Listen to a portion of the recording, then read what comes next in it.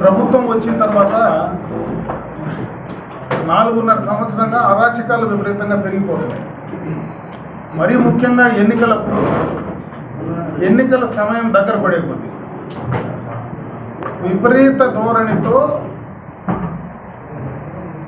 ముందుకెళ్తున్నారు. ఈరోజు వైసీపీ నాయకులు అదేవిధంగా ప్రభుత్వ యంత్రాంగాన్ని బెదిరించి భయభ్రాంతులు చేసి మేము ముందు నుంచేనే చెప్తున్నాం,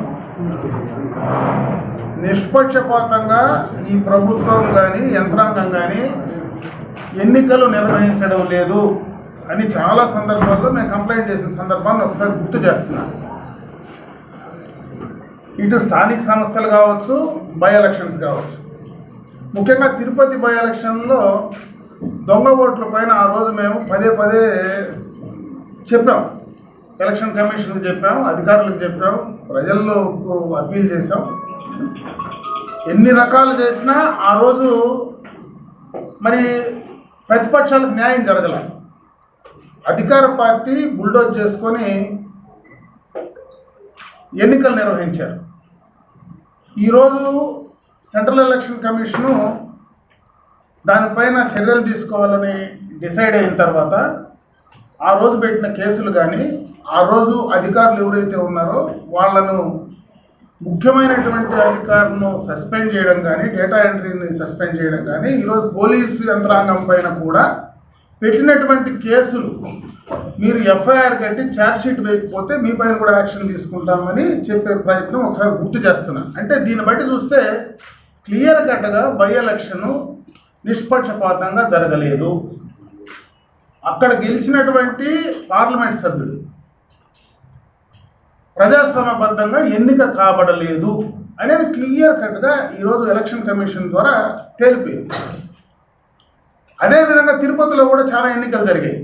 టౌన్ బ్యాంక్ ఎలక్షన్స్ కానీ, మేయర్ ఎలక్షన్స్ కానీ, ఇక్కడ మేయర్ ఎలక్షన్స్ కానీ, స్థానిక సంస్థల ఎన్నికలు కానీ అన్నీ కూడా ఇదే రకమైనటువంటి రీతిలోనే ఎన్నికలు నిర్వహించిన సందర్భం ఈరోజు బయటపడుతోంది. ఒక తిరుపతి బై ఎలక్షనే కాదు, వాస్తవంగా ఈ రాష్ట్రంలో జరిగినటువంటి అన్ని స్థానిక సంస్థల ఎన్నికల పైన కూడా ఎలక్షన్ కమిషన్ సీరియస్గా తీసుకోవాల్సినటువంటి పరిస్థితి ఉందనేదే ఈరోజు ప్రతిపక్ష పార్టీగా మేము ఎలక్షన్ కమిషన్కి విన్నవించుకుంటున్నాం. ఎందుకంటే ఎన్నికలు అనేటివి నిష్పక్షపాతంగా ప్రజలు వాళ్ళ మనస్సాక్షి పరంగా కూడా ఓటేసి వాళ్ళకు కావలసినటువంటి నాయకుడిని గెలిపించుకోవాలా, కావలసినటువంటి పార్టీకి గెలిపించుకునేటువంటి హక్కు ఓటర్ పైన ఉంది. ఆ హక్కును హరించడం ఈ ప్రభుత్వం చేసిన తప్పిదనం. దాన్ని కాపాడడానికి ఈ యంత్రాంగం పూర్తిగా కూడా విఫలం కావడం, ఈరోజు దాన్ని ఎలక్షన్ కమిషన్ సీరియస్గా తీసుకోవాల్సినటువంటి అవసరం ఉందని నేను భావిస్తున్నాను. క్లియర్ కట్గా ఈ ఎన్నిక ఏదైతే తిరుపతి బై ఎలక్షన్ నిష్పక్షపాతంగా జరగలేదు, దొంగ ఓట్లు వేశారు, ఓటర్ ఐడి కార్డులు బయటకు తీసి ప్రింట్ చేశారు, రకరకాలుగా ఎన్నికలకు ఇక్కడ స్థానికంగా ఉండేటువంటి వాళ్ళు ఓట్లు వేయలేదనేది క్లియర్ కట్గా అర్థమవుతోంది.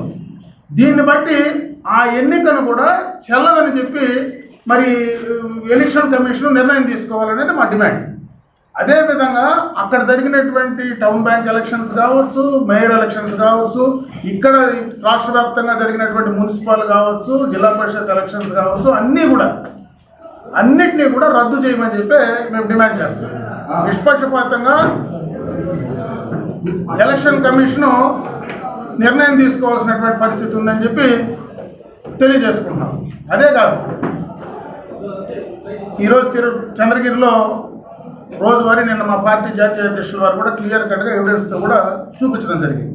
అక్కడ ఏ రకంగా దొంగ ఓట్లు ఉన్నాయి, ఏ రకంగా చేస్తున్నారు, తిరుపతిలో ఏ రకంగా దొంగ ఓట్లు చేస్తున్నారు, ఈ జిల్లాలో ఏ నియోజకవర్గాల్లో ఆ రకమైనటువంటి పరిస్థితి ఉంది, ఏ రకంగా ఆ రకమైనటువంటి పరిస్థితి కల్పిస్తున్నారు, ఈరోజు పుంగనూరులో కూడా సక్రమంగా అక్కడ ఎన్నిక జరుగుతుందా, జరిగేటువంటి పరిస్థితి అక్కడ కలిగించే పరిస్థితి అక్కడ ఉందా అనేది వీటన్నిటిపైన కూడా యంత్రాంగం అదేవిధంగా ఎలక్షన్ కమిషను ప్రత్యేకమైనటువంటి దృష్టి పెట్టాలని చెప్పి ఈ జిల్లా పైన కంబైన్డ్ జిల్లాలో చిత్తూరు పూర్వపు జిల్లా పైన ఒక ప్రత్యేకమైనటువంటి దృష్టి పెట్టమని చెప్పి మేము ఎలక్షన్ కమిషన్ కూడా విజ్ఞప్తి చేస్తున్నాం. అంటే దీన్ని బట్టి చూస్తే పూర్తి స్థాయిలో ఈ ప్రభుత్వం ప్రజలకు, ఓటర్లకు నిష్పక్షపాతంగా ఏదైతే ప్రజాస్వామ్యబద్ధంగా ఎన్నిక నిర్వహించడంలో పూర్తిగా విఫలమైనటువంటి ప్రభుత్వంగా చరిత్రలో నిలిపేటువంటి పరిస్థితి క్లియర్ కట్గా అర్థమవుతుంది. ఇంకొక పక్క శేషాచలం అడవుల్లో ఉండేటువంటి ఎర్రచందనం పూర్తిగా కూడా లూటీ చేస్తున్నారు. దానికి ఒక ఉదాహరణే, ఈరోజు అడవుల్లో ఉండే పులులు, ఎలుగుబంట్లు, ఏనుగులు ఎందుకు ఊరలేక వస్తున్నాయి? వీళ్ళు పోయి అడవుల్లో పడి కొడతా ఉంటే ఆ జంతువులు భయపడి బయటకు వస్తున్నాయి. ఈ జిల్లాలోనే ఫారెస్ట్ మినిస్టర్ ఉన్నాడు. 4.5 సంవత్సరంగా గత ప్రభుత్వంలో టాస్క్ ఫోర్స్ అనేది ఉండేది, దానికి ఒక సిస్టమ్ ఉండేది. ఈరోజు అసలు ఆ టాస్క్ ఫోర్స్ ఉందా? ఆ ప్రభుత్వంలో ఉండేటువంటి అధికారులు పనిచేస్తున్నారా? మండలానికి 3-4 ఎర్రచందనం స్మగ్లర్లు ఈరోజు రాజకీయ నాయకులు అవతారం ఎత్తున్నారు. ఈరోజు ఏకంగా నియోజకవర్గాలకే రాజకీయ నాయకులు అవతారాలు ఎత్తి నియోజకవర్గాలపై ఈరోజు శాసనసభ్యులుగా పోటీ చేయడానికి ముందుకు వస్తున్నారు డబ్బుతో. అంటే ఎక్కడికి తీసుకెళ్తున్నారు వీళ్ళుని? ఈ 4.5 సంవత్సరం పూర్తిగా కూడా ఎర్రచందనం వైఎస్ఆర్ కాంగ్రెస్ పార్టీకి ఒక ఆదాయ వనరు, ఒక కావలసినటువంటి మెన్ను తయారు చేసుకోవడానికి వాళ్ళు ఎర్రచందనాన్ని వాడుకుంటున్నారు అనడానికి ఇంతకంటే ఉదాహరణ అవసరం లేదు. ఈరోజు మొత్తం రాయలసీమలో ఉండేటువంటి అటు కడప జిల్లా కావచ్చు, ఇటు చిత్తూరు జిల్లా కావచ్చు, ఈరోజు ఉండేటువంటి నాయకులు మొత్తం కూడా దాదాపు దాంట్లో ఇంటర్లింక్ అయి ఉండేటువంటి వాళ్ళే ఎక్కువ మంది ఈరోజు రాజకీయాల్లోకి, ప్రత్యక్ష రాజకీయాల్లోకి వస్తున్నారు. దీన్ని కూడా ప్రజలు గమనించాల్సినటువంటి అవసరం ఉంది. ముఖ్యంగా అసలు ఈ జిల్లా యంత్రాంగం, ఆ కన్సర్న్ డిపార్ట్మెంటు, దాన్ని ఉండేటువంటి మంత్రి గారు ఏం చేస్తున్నారో ప్రజలకు సమాధానం చెప్పాల్సినటువంటి పరిస్థితి ఉందని చెప్పి ఈ సందర్భంగా కూడా నేను డిమాండ్ చేస్తున్నాను. అన్ని రకాలుగా కూడా అసలు ఒక పక్క ఏనుగులు వచ్చి ఊర్ల మీద పడుతున్నాయి, అడవుల్లో పోయి ఏనుగులను బయట తరుగుతున్నారు. కొండ మీదకు పోతే పుల్లు వచ్చి మధ్యలో భక్తులను ఎత్తుకొని వెళ్ళిపోతూ ఉన్నాయి. ఎలుగుబంట్లు వచ్చి మనుషుల మీద పడుతున్నాయి.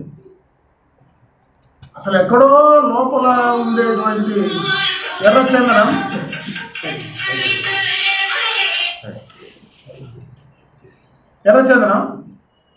ఈరోజు పూర్తిగా కూడా లూటీ జరుగుతూ ఉంటే ఎక్కడ కానీ 4.5 సంవత్సరాలు మేము ఇక్కడ దీన్ని పట్టుకున్నాం, మేము ఇక్కడ దీన్ని సీజ్ చేసాం, ఈ బండ్లు సీజ్ చేసాం అని చెప్పే పరిస్థితి గత ప్రభుత్వంలో ప్రతిరోజు ఎక్కడో ఒక చోట ఆపి దానిపైన కంట్రోల్ చేసేటువంటి పరిస్థితి గతంలో ఉండేది. ఈరోజు అసలు ఆ పరిస్థితే ఎక్కడ కానీ కనపడినటువంటి సందర్భం ఉంటే పూర్తిగా కూడా ప్రభుత్వమే దాన్ని ప్రోత్సహిస్తుందా?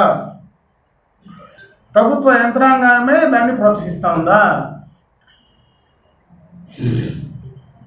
ఆ పార్టీలో ఉండేటువంటి నాయకత్వమే దీన్ని ప్రోత్సహిస్తూ ఉందనేది ప్రతి ఒక్కరికి అనుమానం కలిగేటువంటి పరిస్థితి ఉంది. కాబట్టి వీటిపైన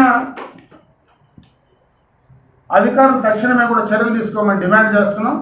ప్రజలను కూడా ఇటువంటి వాళ్లకు ఓట్లేస్తే మళ్ళా రాబోయే కాలంలో అసలు ఈ ప్రాంతంలో ప్రపంచంలోనే మనకు అరుదైనటువంటి ఎర్రచందనం మన దగ్గర ఉంది. దాన్ని ఈరోజు పూర్తిగా కూడా అంతం చేసేటువంటి పరిస్థితి కనపడతా ఉంది. దాన్ని కాపాడుకోవాల్సినటువంటి బాధ్యత ఖచ్చితంగా ఈ ప్రాంత ప్రజల వాసులపైన కూడా పూర్తిగా ఉందని చెప్పి నేను తెలియజేస్తున్నా. అందుకే ప్రజలు అప్రమత్తంగా ఉండమని చెప్పి నేను డిమాండ్ చేస్తున్నా. అదేవిధంగా ఏదైతే ఓటమి భయంతో ఈరోజు వీళ్ళు చేసేటువంటి కార్యక్రమాలు, ఎన్నికల్లో దొంగగోట్లేసి దొంగగోట్లతో ఏదో రకంగా అధికారంలోకి రావాలా, మరి ఏదో రకంగా ఎర్రచందనం డబ్బో ఇసుక డబ్బో తీసుకొచ్చి ప్రజలకు డబ్బుతో మరి వాళ్ళను మేనేజ్ చేయాలనేటువంటి పరిస్థితి ఉందో వీటన్నిటికీ కూడా చెక్ పెట్టడానికి ప్రజలు అప్రమత్తంగా ఉండమని చెప్పి తెలియజేసుకుంటున్నారు.